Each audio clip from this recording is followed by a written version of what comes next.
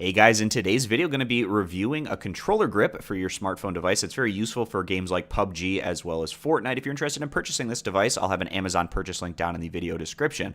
So as you can see here, there's a couple of adjustments here at the top to allow different size phones to fit in. And then we also have a couple of triggers at top. I set them up to aim down sight as well as to shoot. On the back, there's a little button to turn on a cooling fan, which is nice if your phone's getting hot during extended gaming sessions. And there's a USB port, so you can actually plug your phone right into this grip and utilize the 2000 milliamp hour battery to charge your phone.